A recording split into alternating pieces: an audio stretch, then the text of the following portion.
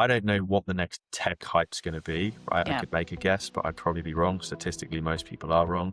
But I can guarantee that in 20 years' time, the human mind is still going to be relying on the influence of people around them. And that's why I'm talking about this Chief Advocacy Officer role, because you can build a business strategy in the next 10 years. How do we make advocacy a key part of our business? Yeah, I love that.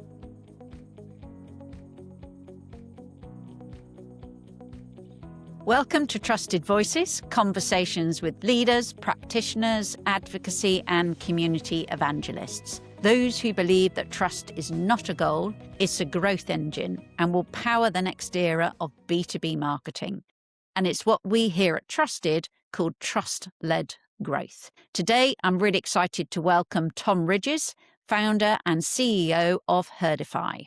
Now, Tom, as far as I understand, we have never spoken before. We've not. And I saw an article that you had written and I thought, I've got to get Tom on our podcast. And for those listeners who are listening in, the article was every company should have a CAO, a Chief Advocacy Officer. That got my attention. I thought, I've got to get Tom. So for those who don't know, Tom is founder and CEO of Herdify that helps brands scale word of mouth. Love it. And I think you've described yourself as the Google Maps for word of mouth. So I'm keen to see where that came from. But thank you for joining us. No, thanks and for having I me. know you said at the start you were a bit worried because from what I understand, you're all focused on B2C and we are B2B. But I said to you, it doesn't matter. Yeah. Doesn't matter because often I say, or we have said that Trusted, we're powered by smiles, but we're also powered by human nature. Mm-hmm. And it's the human nature side, whether you're B2B, B2C, that I'm fascinated by. Shall we start there in terms of tell us more about Herdify, why you set it up, or go straight into this CAO, Chief Advocacy Officer? Great. Thanks for having me. And actually, the B2B thing is really interesting. Well, B2B2B, we're a B2B business, but we sell to consumer-facing brands. But my background, actually, I've worked in tech for most of my career. So when we first launched, we were a B2B2B business because exactly to your point, we're all humans, right? We don't go to work and suddenly our brain gets rewired and we think differently. And an example I always give is at Herdify, we use Asana as our project management tool. It's not because I sat down and did a complex analysis of the project management tool market. I phoned some friends who are running businesses and said, what do you use? I think one person said Monday.com, 3 or 4 said Asana. So I used Asana, right? Because we have two ways. We can either do the hard work or outsource the trust to other people. And so I'm a huge fan of this in B2B, but the funny thing is when we went to market, a lot of business people like to overthink about their rationalization. And literally we would be talking to people and they go, sounds like a great idea, but this sounds like it'd be more for consumer brands because, B2B buying is more rational. And I'm like, do you know what? Rather than spend all the time trying to educate them that it's not, we just went and pushed on the open door. So we've worked in B2B. We're going to come back. And, actually everything we'll talk about today in terms of advocacy is applicable as long as you're selling to humans, it's all applicable. So I think it's a good conversation. And actually, is there a brand that this is how I like to start. Is there a brand you're advocating for now? Or aside from Herdify, you mean? That's not allowed. That's not allowed. Could be Asana if you want. Oh, that's a great question. So it's funny and we'll talk more about this. When I think about advocacy, we know about explicit advocacy, like, hey, I love this brand. But actually what also is really interesting in how we make decisions is also implied advocacy. Now, if you come to my house, you might see something on the side of my kitchen. Yeah. It might not be a product I'm a raving fan of, but I use it. And the fact that you see that I use it will be, if you're like, well, if they're using it, it's good enough. So that's the piece. I think the brand I'm doing a lot for at the moment is RNLI. They're not a customer. I'm a keen windsurfer, so we have RNLI stuff in the house because I've never had to be rescued, but I like to support them because if I need to, it's nice to know they're there and they're funded by people like us. And we've just done our Christmas hampers for the team through the RNLI, which I've just been talking to a lot of people about. So actually the RNLI is on my lips a lot at the moment. Yeah, nice. And just really funny, you mentioned your kitchen worktop. What gadget do you have on your kitchen worktop? Because if you say one particular machine, I am going to wet myself laughing. The actual gadget we have, I don't use it. My wife bought one of these. Oh, I forget the name. It's basically it's a blender with a heating pad. Oh my God. Oh, okay. You don't mean the Thermomix, do you? Thermomix, yes. Oh my God. Yeah. Honestly, I spoke at a Hot Topics event live last April, and I was trying to explain advocacy, and I thought they never say, go live with animals or children. I thought, well, there's no animals or children in the audience, but I'm going to see. And I put up a picture of a Thermomix, and I said, does anyone know what this is? And has anyone got one? Because someone who has a Thermomix, they are evangelists about it. Unfortunately, there was a guy in the audience whose wife used it, and he evangelized about it. That's so funny that I've used Thermomix. And my wife bought it because her friends bought it. Like it's, I'm not paid by Thermomix. We did have a conversation before, but it was nothing more than that. And I think the reason it worked, because they're so bloody big and dominant. Like you can't, we've got other blenders and hand blenders. They get hidden in a drawer. Your Thermomix is too bulky to move around. It sits there. So it's, and that for me is an implied piece. I don't think we talk about it to many people. To be honest with you, I now call it a glorified frozen margarita machine because it makes the best. Is that what you use? That's all I use it for. But my mates come over and they know it's the frozen margarita machine. So it's it's implied. So there we go. Yeah. Brilliant. So given all that, then I don't know where you want to go, whether tell us a bit more why you set up Herdify and what that does, or what prompted you to write this article. Yeah, well, let me give you the Herdify, because that leads nicely into why I prompted the article. So as I say, my background, I've been in tech for most of my career. So always really heavily relied on the assumption that humans are rational. That's just my default. Of course, that's how we think. I'm a tech person. Of course, I'm rational. But I was on holiday with I don't know whether she was girlfriend or fiance at the time, now wife, in Paris. This is probably a decade ago. And I got off the metro. I was hungry, big foodie before kids. Don't have time to do that now. I've got kids and a business, but hopped off. We were by the catacombs and there was like so many restaurants. I pulled out the food app at the time, looked for a recommendation, and there's like 1 million 5-star reviews in a square mile. And I sat there and like, this is ridiculous, because McDonald's is getting a 5-star review, and also this sweet little like cafe is getting 5 stars. Like, that doesn't work. I've got no problem with people who give McDonald's a 5-star review, but that's just not my opinion. And I sort of had this thought of like, we're not actually all the same. It sort of crystallized that for me. And like, what I was like trying to find out in my head was, how do I find people who've got the same taste as me? But whereas, TripAdvisor and all of these things, it aggregates it together. So that led me on a journey of trying to build, I didn't realize what I was building at the time, but I basically built a system that allowed me to find other people who liked the same restaurants as me. So, if me and you like the same 10 restaurants, Emma, and then you had the 11th restaurant, there's a good chance I'm going to like restaurant 11 because of our similarity. So I was trying to find that like-minded nature, map those hidden networks. So that took me down a path. And then, as life does, I then met a chap, him who is on the board with me at Herdify, one of the founding team. And he studied this stuff from a scientific point of view. So he was a theoretical physicist at Cambridge University, went on to build models trying to understand human behavior. And it's all about networks. Right? So we got together, we did some things. And that led me to think, well, actually, there's a business here. Rather than just being a consultancy, everybody is struggling with customer acquisition. Nobody's really looking at it from an angle of human behavior in terms of this connectedness. We'll talk about that. Yeah, so Herdify was born. The first step was actually a company called GD Labs, and that was the B2B business. An investor, a friend I know, said it sounded like a hemorrhoid cream. So we had to that anyway, because the tech was designed for B2B. So we had to rebuild and rebrand. And then, so we launched Herdify in August 22. And is it going well? It is. I think the funny thing is, everything we talk about is about, we're herd animals, right? That's where Herdify comes from fundamentally. So we're the first people in the world that do what we do, which creates a natural level of people are risk adverse on new things. Yeah. So we're having to build our own networks. Ironically, we have to build our own herds before it accelerates. Yeah, we're growing where we need to be, which led me to this advocacy piece because I keep saying it. I'm not anti-tech, because I think sometimes you hear people who are anti-AI. And it's just the Luddite view of like, we don't need AI. I'm hugely pro-tech. Herdify is a tech business. We run machine learning algorithms that we write. So I'm not anti-AI. But the problem is with all this talk about, everyone needs a chief AI officer. AI is a technology. And if you ask every question with, can we put AI here? You're kind of missing a big part of the human experience. And what businesses tend to do is over-optimize for technology and efficiency and under-optimize for customer experience. I'm not saying AI is not part of it, but actually, if we're thinking about the customer and what we're trying to do with a customer, we can then say, well, what's the best thing to use here?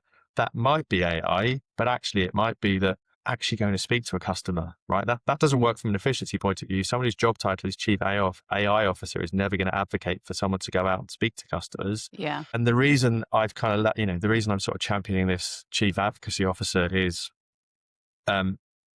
what Herdify are effectively tapping into is that the most powerful form of anything within business is word of mouth. Yeah. Businesses have really struggled to scale it. I think anybody you speak to would not argue with a statement, or most wouldn't. You'll always get someone contrary. Most wouldn't argue that word of mouth is super powerful, but it's been really hard for anyone to use. So it's sort of a nice to have. And then if you look at how we've tried to harness trust, like in the 80s and 90s, we had these member get member schemes. We then went to things like TripAdvisor, like review sites. We've then gone through advocacy schemes, refer a friend schemes, and we've then now into influencers. All of those are an attempt to tap into human influence, right? Yeah. Review sites have been gamed, they've been being gamed for decades. So who hasn't got a 5-star review, right? Like that's almost what it seemed like. A lot of referral schemes. I don't know about you. I get probably in a WhatsApp group once or twice a week. I want to buy this. Has anyone got a discount code? Right. So it's not advocacy. You're giving a discount to someone who's willing to pay full price. Yep. And then I think I'm really interested with the rise of AI influencers that we're going to lose trust in influencers again, because once you can't discern whether it's an actual person or an AI, then it's another ad. Yeah. So and for me, actually it comes to advocacy. And in B2B with advocacy, there is a reluctance sometimes to think the individual will only advocate because they're going to ask for a discount. Mm-hmm. And there's a tie there, which is fundamentally not one of the main motivations of advocacy at all. But yeah. Agree. Yeah, 100%.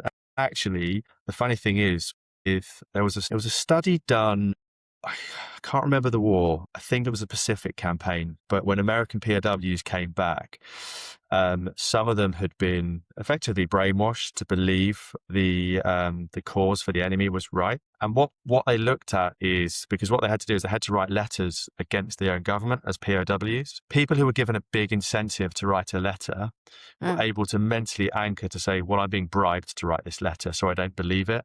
People who were given a tiny incentive, like a cigarette, they weren't felt that they were being paid. Yeah. So they believed it. It changed their mind. So when we give big discounts to incentivize behavior, people think, well, I'm doing that because I'm being paid. So actually advocacy works better when we're not paying people for it, because then they believe it. And that therefore comes along more truthful. Yeah. So sometimes these discounts do a negative for what we're trying to achieve with advocacy. Well, yeah, absolutely. And what we talk about is the sort of the value exchange that is beyond there's many reasons why people advocate, back to this human nature. Yeah. So it's understanding those intrinsic motivations. Taking that discount. And pulling back, I think, what the definition of advocacy is, because back to what, I said earlier about the implicit stuff, I think everyone thinks that advocacy has to be about like absolute raving love. But actually, if you can create talkable moments for people, that's good enough. Like we're a really big fan. Like we give out merch to partners, and I've spent my career with wearing really crap merch that you can't wait to get off, right?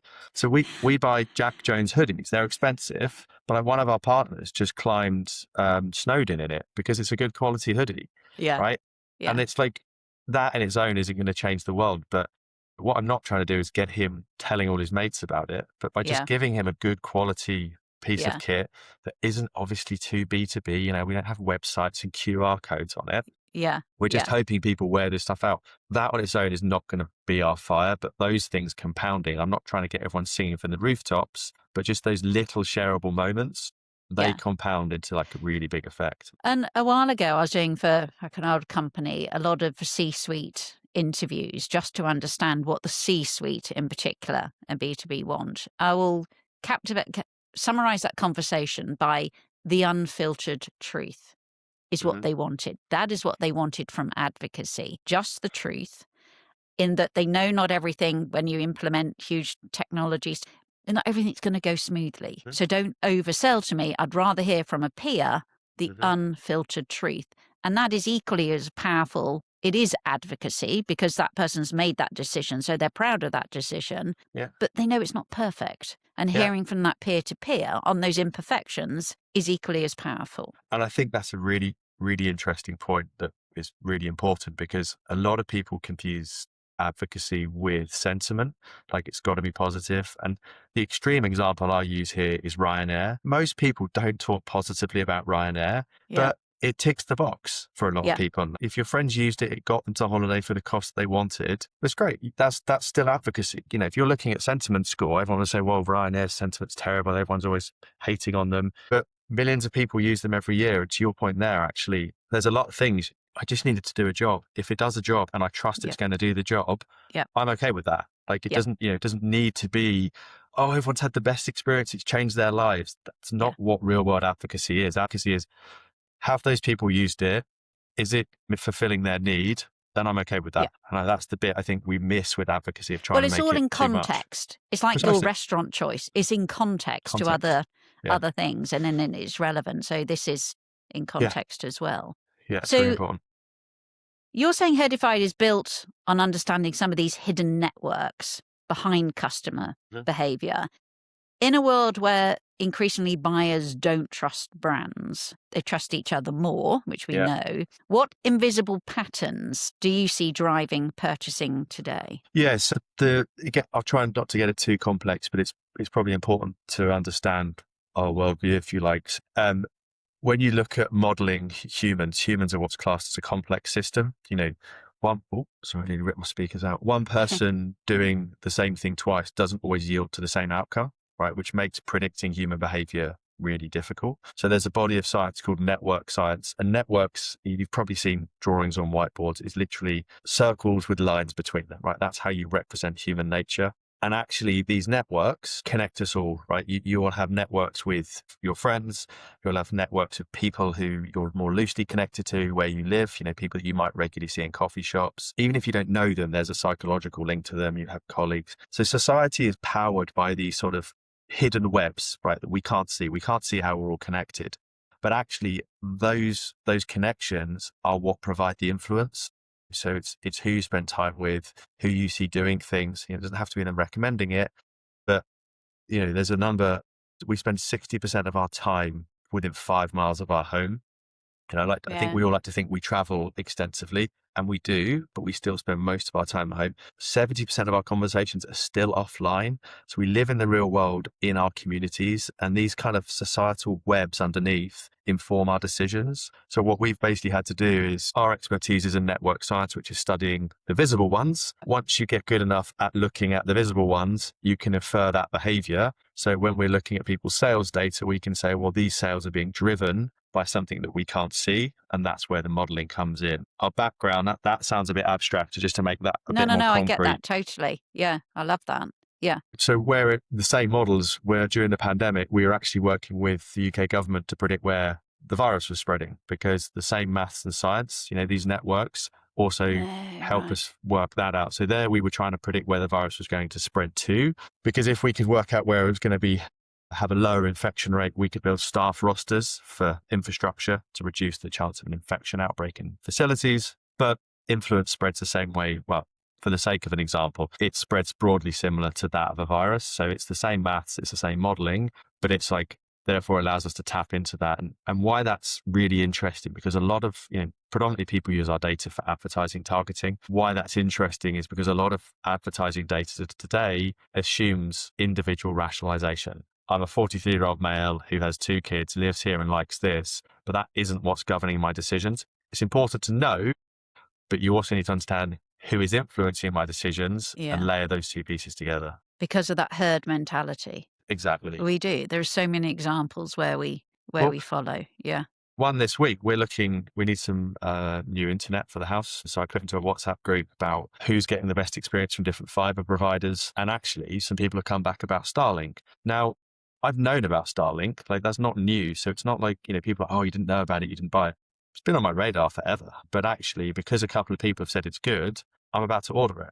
Right. And this is the thing. Like, it's not the opinions of people around me have de-risked that decision, because everything in my head was like, oh, what if it doesn't work for gaming? What if they're not having a problem? Hey, I'm safe. What do you think then the knock on? Well, if you could apply your knowledge a second to more B2B, some humans, how do you think the role of a salesperson is going to change in B? So I love this question, because this is what we're trying to implement in our business. And I joke with the team, like the next product I want to build is a networked CRM, because today CRMs focus on individuality. Think about it like this, right? If you've got 10 customers and your 10 customers are geographically spread out over the whole UK, the chance of other customers interacting with more than one of those is really low. But if you've got those 10 customers, I live in a place called Marlow. If I had 10 customers in Marlow, the chance of other people interacting with more than one goes up.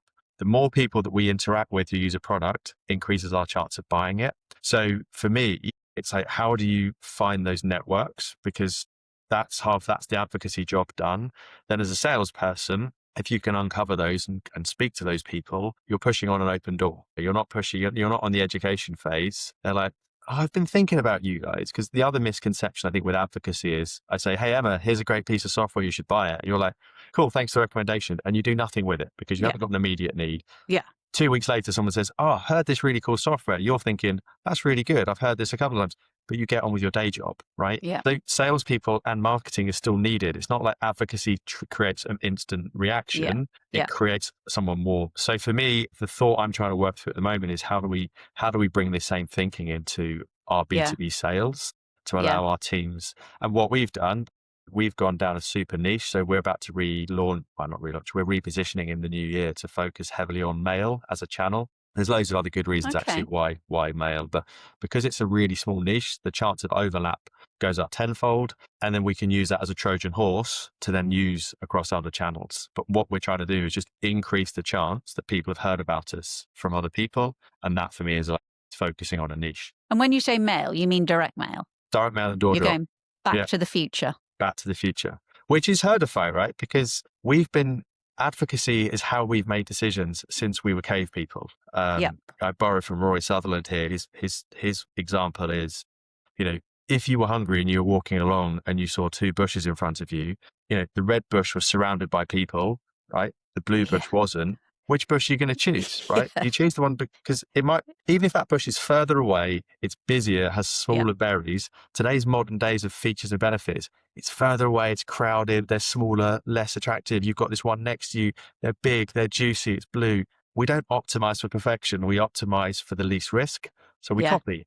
So Herdify is going back to the old school, and back to my community piece about how much we spend in our communities. That's why I think mail is brilliant. And actually, I keep stressing it, but I'm a tech guy. When I moved into this industry, I was like, who would use mail? It's not 1990. Now I'm like, you should use mail. We're actually starting to use mail in our own B2B outreach because you can do costly signaling, nice bit of quality copy through someone's office door. It feels like we've made more effort, which we have. So therefore that counts more than a pithy little email. So they're the things I'm trying to do to activate on advocacy. Well, it is.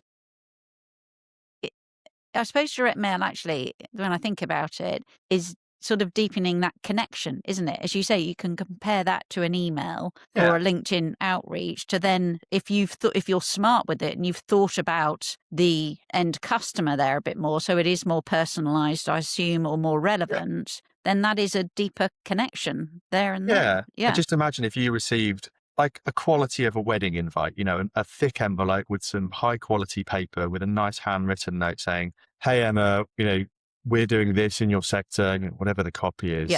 Yeah. You're even if you don't buy that straight away, that's going to earn more points in your head than anything else. Yeah. And I think that's the bit, again, because we've been brainwashed about efficiency. It's like, but with a LinkedIn ad, we can get like Interesting. 1 million impressions for that. So we can Yeah. get 1 million impressions of rubbish. Yeah. And I'm not anti-LinkedIn. We use Yeah. Yeah. LinkedIn Yeah. as well, but it's just, we've gone so far down the efficiency route, particularly in B2B. I think the B2C gang are moaning about it, but B2B as well. It's like, let's just hammer LinkedIn, hammer LinkedIn. There's this whole open playing field of just trying to interact with people in the real world that I don't think enough B2B Yeah. businesses do. I love what you've described, actually, because I don't know if you're aware, but in B2B, 71% of B2B buyers are now Gen Z and millennials. The last person they want to speak to is a salesperson. Yeah. Because there's lack of trust. It's more, they want more seller free, if you like, or more self-service. Like you said with Starlink, you're making that decision without speaking to a salesperson. You're garnering all that knowledge, so you're confident when you do make that decision, and they speak to that salesperson possibly at the end. And what I say, the role of that salesperson, I agree, it's not going to go away. We need all that, but I think the most successful, in my humble opinion, the most successful salespeople are what I call trust connectors. So I think that's, you're using a different language, but that's probably what you're, yeah. Yeah. And it's funny, it's an experiment I've yet to conclude properly, but one thing we've tried at one conference was with our exhibition, we had 2 info boards, and one info board had the top that says, if you're standing here to read this, you won't be bothered by a salesperson. And then this one said, if you stand here, the salesperson might talk to you. Now, the event was a washout. Not many people showed up. But like, exactly to your point, like, I hate conferences because I just want to understand what you do. And walk around a conference, and now that I've said this, you'll see it everywhere. You've probably already seen it. Everyone is looking at stands with a crook neck from as far back as they can because they don't want to be pounced on by a salesperson. So I'm like, how do we enable that journey? And likewise with our sales team, we don't push too aggressively for a call. Like our email sign off, because we do personalized emails, is, would you like me to send you this information or this information? Like, and sometimes you're like, look, we're not looking to jump on a call. We're just looking to give you more information, because everyone's like, oh, I've got this thing. Do you want to jump on a call? It's like, no, because time is really expensive. And actually, if I waste time with you, I could finish early and go and have dinner with my children, right? These are the decisions people are making in the real world. So enable the trust. And when people are ready, they'll talk to you. Or if you can enable a buyer journey that doesn't need them, else people still guide them, give them the information, do this next. So I think the role of sales is definitely changing. So it'd be interesting to get your opinion. One of our functionalities that we are going to offer is the ability for a prospect to speak to a customer prior to speaking to sales. Okay. So if you imagine on websites, it's often click to chat, speak to sales, click for a demo, etc. This would offer speak to a customer. Now, it's quite interesting speaking to some companies. So that means that the organization has to relinquish control a bit to enable that to happen. What's your view on that functionality? So I work backwards, because I think all successful brands, by the definition of being successful, is you have to relinquish control. Because if you think about, like, Mark Ritson, he talks a lot about, brands changing their taglines, but they don't often stick because what people remember has stayed. So like truly big brands, they're not in control of the narrative anymore. Like they're putting stuff out to steer it, but it's people's opinions that does that. And I think that can be scary for brands. And I think particularly as brands try and transition through that, we're small and we're having to pump stuff out into the ether to, we've just got to steer this ship. Like we're just going to push here and there and try and guide the right way. So I think every brand has to accept they need to relinquish control. So actually relinquishing control at the start of the sale. I also think there's an unwritten confidence there because, yes, I'd love to see the stats, but I would imagine that most people, knowing they have the ability to talk to a customer, is probably as much of a psychological tick than speaking to them. So like, well, if they're offering this, they've got to be pretty confident their customers aren't going to just slate them. So it's a bit like we have a 30-day opt-out in our pricing, right? No, it's just like, you can opt out. It's $25K a year, 30-day opt-out. Point we're trying to make there is we're confident this stuff works. So if you want to opt out, you can, but like we're trying to make that, it's just, again, we're just trying to put these confidence. And I think what you're doing there is actually, I'd be really interested. I imagine people will see a huge spike, but the actual number of people who take up the offer will be less. I could be wrong, but for me, it's a nice, like, okay, these guys are confident. Like their customers must love them if they're putting this on the front of their website. Yeah. Very true. Hadn't thought of that angle. I like that. Thank you. I add some value once a day. Broken clock is right twice a day. So that's my one thing. Brilliant. So, a couple of last questions. As AI generated content explodes, does the herd effect become stronger or weaker? Time will tell, but I'm putting money on stronger because we've never lived in a time where it's been so hard to trust in front of what's in front of our eyes. Like, since the first newspaper press, right? We've had information and, fake news, if you want to use the word of the day, but we've always had misinformation in front of us. So that's been part of being human for, hundreds of years or 100 years. But the sheer volume now and the sheer quality, I think it's going to make us fall back to, well, let's just trust those around us even more. So Yeah. I think, and to my point about AI influencers, if you're lucky enough, Ricky Gervais, right, who owns Dutch Barn, love him or hate him, but you'll always know that's Ricky Gervais because it's Ricky. But you go down to the tier below of influencers who you don't really know. Well, is that someone loving it, or is that just basically an AI influencer? So effectively an ad. And if you're just not going to trust it. So I think AI is going to kill or severely limit the influencer market in the next 5 years. So Yeah. I think AI content is just going to make people hunker down a bit more and trust those who we actually know. Any other predictions for the next 5 years? Any other? Do you know what? And this takes us full circle because I'm actually a big fan of, not big fan of Bezos. I've got nothing against the guy, but the one thing he says that I say a lot is, he says, I'm always asked what's going to change in the next decade. He said, the problem is it's really hard to build a business strategy about what's going to change. He said, what people almost never ask me is what's going to stay the same, because if you've got stability, you can build a strategy. And that's where I come back to advocacy. I don't know what the next tech hype's going to be, right? Yeah. I could make a guess, but I'd probably be wrong. Statistically, most people are wrong. But I can guarantee that in 20 years' time, the human mind is still going to be relying on the influence of people around them. And that's why I'm talking about this Chief Advocacy Officer role, because you can build a business strategy in the next 10 years. How do we make advocacy a key part of our business? Yeah, I love that. Who owns that as an exec? And then as tech trends come and go, or whatever these things are, so how do we bring, does AI have a place in our goal as advocacy? Does, tech trend 5 years down the line have a role? But it means you can build stability. And the brilliant thing about advocacy is it's the ultimate compound growth. It grows on growth on growth. So therefore, in this world where marketing budgets are getting slammed, it does the growing for us. Yeah. So I'm sort of a big fan of try and find what's stable. And for me, advocacy is going to be stable. And sure, I have a vested interest in it, right? I run a business that hides this, that detects this stuff. Yeah. But there's a whole load of businesses that will never buy from us. And even to those, if they're too small or they're the wrong type, I'm like, whether you buy from Herdify, I don't care. But think about these networks, think about advocacy, and you can build a long-term strategy for your business. Also, I think personally, it's less anxiety inducing, because trying to keep up with all the tech changes, if you're not a tech person, like, it's hard enough as a tech person. It's really hard. But like, right, our 10-year view is advocacy is going to be our biggest lever. You can sort of take a breath and go, how do we build the best advocacy business? Yeah. And bring tech in. Oh my God. Perfecto. Perfect. Love it. And just finally, Tom, I'd like to ask any guests, any recommendations, any book, a podcast, a guest you think we should have on, anything? So yeah, I'd always recommend, well, two recommendations. I'm sure most people who are listening have heard of Rory Sutherland, but for those that haven't, like, anything that Rory writes, like Alchemy is probably the key one. A left field one, look up a chap called Damon Centola, Centola. He's sociology professor in one of the US. And he talks about a lot of this stuff, but from an academic point of view, and he has a lot of research and evidence on it.